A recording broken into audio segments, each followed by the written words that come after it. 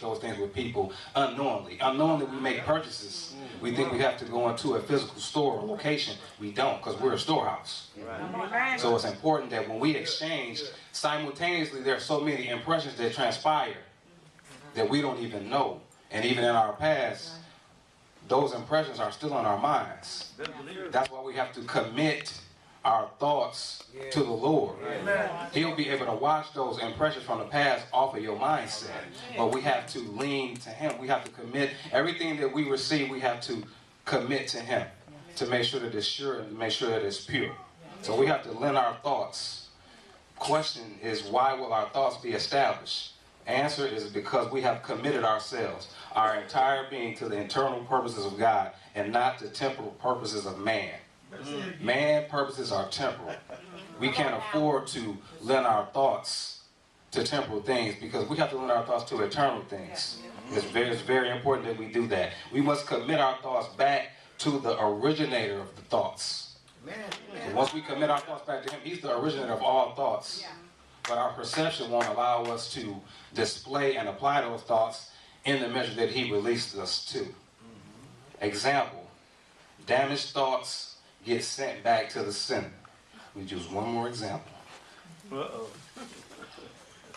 I got a CD for you. Oh, thanks a lot.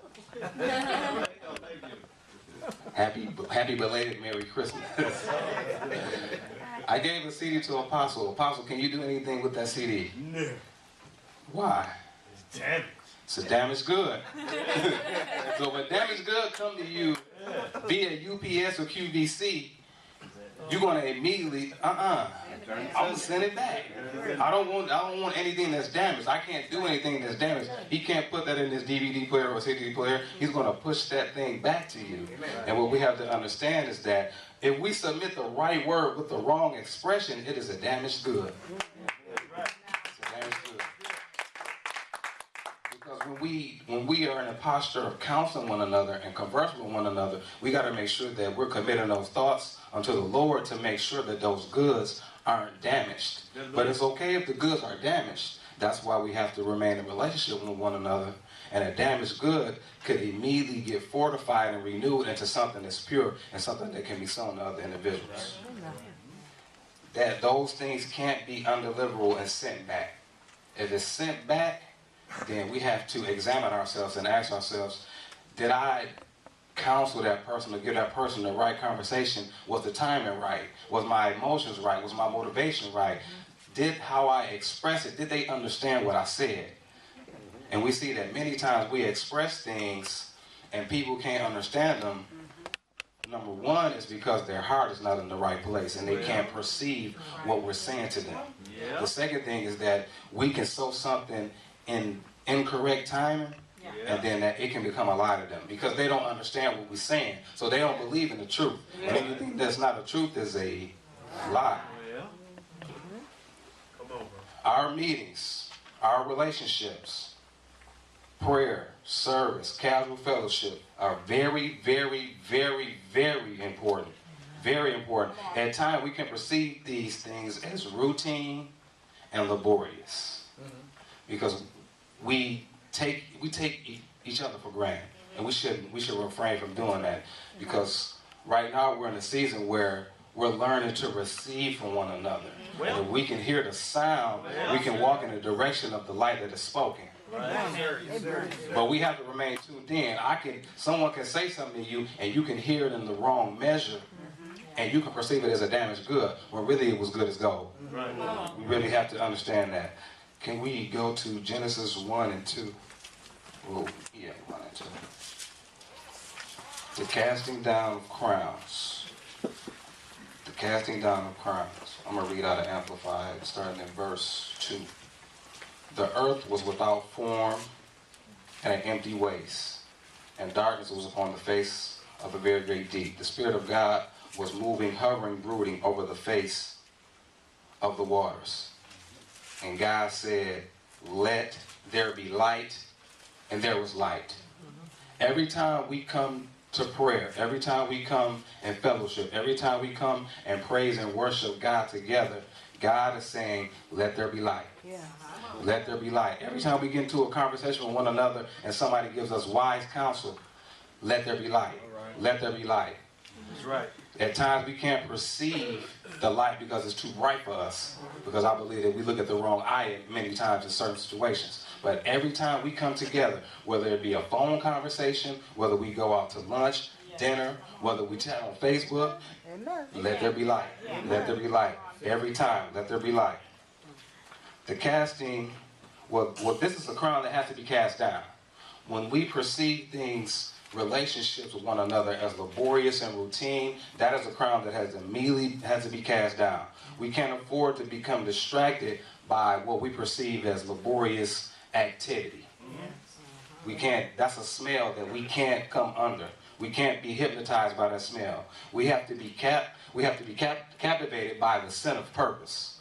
So the scent of purpose overrides the smell of activity all day. But if your senses, or if our senses is not renewed, we can't perceive the smell. It'll smell like everyday routine. All right. That's good. In order to be able to perceive something, your senses have to be exercised and your senses have to be renewed. If you are going to exercise, that is a daily process. Anybody that ever lifted weights or wanted to aspire to be a bodybuilder, their nutrition had to be intact, they had to eat the right things, and they had to exercise. You can't have one without the other. So it's our diet and our exercise, but we have to exercise with the right senses.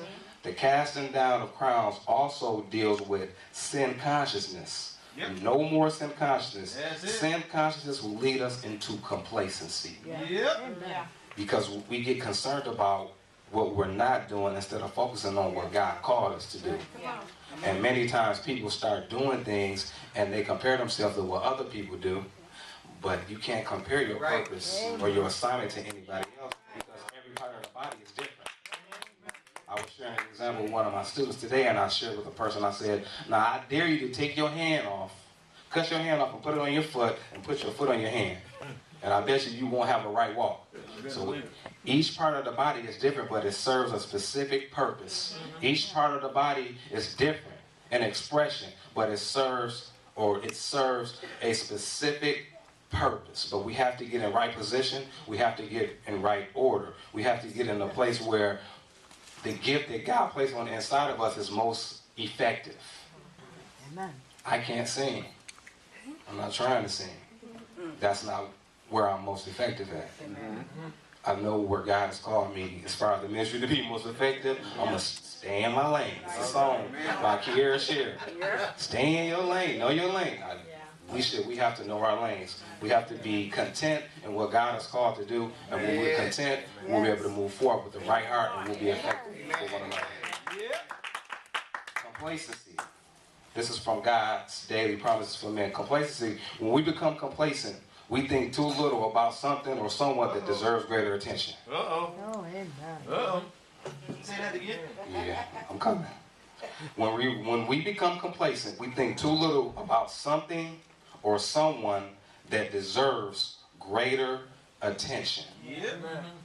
So many times we get in a posture of, or up until this point, we've been in a posture of leaning to certain things that subsided or tried to supersede the King of all kings. He deserves our attention. That's why we have to cast down crowns and commit our thoughts back to him. He's the individual that allows us to do the things that he's called us to do. He's the individual or the person that allows us to walk in different graces.